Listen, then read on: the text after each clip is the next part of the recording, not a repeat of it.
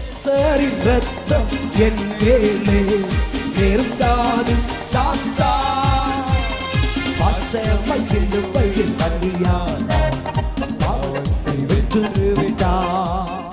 தேவனுடைய பிள்ளையே, ரட்சிப்பினால் கர்த்தரை சந்திக்கிறார் என்றால் தெய்வம் செய்கிற இரண்டாவது பெரிய அதிசயம் அற்புதம், சிவந்த சமுத்திரத்தை கர்த்தர் அதட்டி போடுவார்.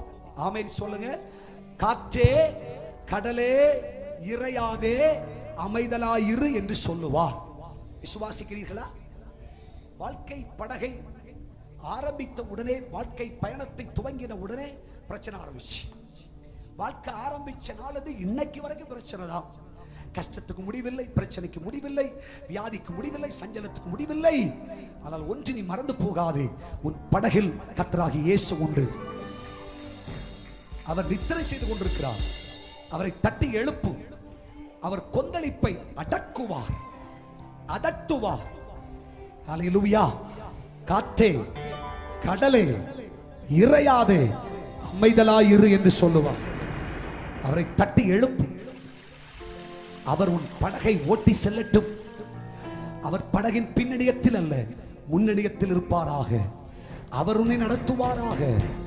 அவர் உன் குடும்பத்தை நடத்துவாராக. நம் தலைமுறையை தேவன் நடத்துவாராக. நம் சபை கர்த்தர் நடத்துவாராக. அப்பொழுது கொந்தளிப்பெல்லாம் கர்த்தர் அதட்டி போடுவார். கர்த்தர் பார்த்துக் கொள்வார். கர்த்தருக்கு மிஞ்சிய சமுத்திரத்தின் அலைகள் ஏது? சமுத்திரத்தை தன் கைப்பிடிக்குள்ள வைத்திருக்கிறார். கையை தட்டி கர்த்தர் மகிமைப்படுத்து. ஆமென். விசுவாசிக்கிறீர்களா? ஆகவே சமுத்திரம் நமக்கு எதிராய் வருகிற எப்பேற்பட்ட பிரச்சனையாய் இருந்தாலும் அவை எல்லாவற்றையும் தெய்வம் அடக்கி போடுவார். நீயோ வெட்டாந்தரையில் நடப்பது போல் நடந்து போவாய். ஹல்லேலூயா. அர்த்தம் என்னவென்றால், உன் கால்கள் சறுக்காது, உன் காலடிகள் உறுதியாயிருக்கும். நீ இனி வீழ்ச்சி அடைய மாட்டாய். நீ விழுந்து போவதில்லை. இனி விழமாட்டாய். கர்த்தர் நிறுத்தினதுதான். ஆமென் சொல்லுங்க.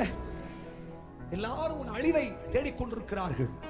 நீ வீழ்ச்சி அடைந்து போவாய் என்று எதிர்பார்க்கிறார்கள். நடக்காது. கர்த்தர் உன்னை கன்மலையின் மேல் வச்சிருக்கிறார். கன்மலையின் மேல் வச்சிருக்கிறார். கன்மலையின் மேல் கட்டப்பட்ட வீடு பெரு வெள்ளத்திற்கு பெரும் புயலுக்கும் நீ அசைக்கப்படுவதில்லை. கைகளை தட்டி